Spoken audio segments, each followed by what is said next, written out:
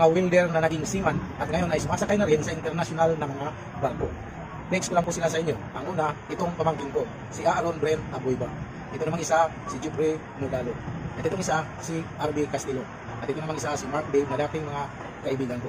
At ngayon ay nasa iba't ibang barko na sila kung saan sa bansa nakakarating. Welder naging international seaman. Shout out na rin po sa mga kaibigan natin dito sa social media na nagbabarko na rin ngayon na dating mga welder dito sa atin. So nandiyan lang yun sila, mga living legend.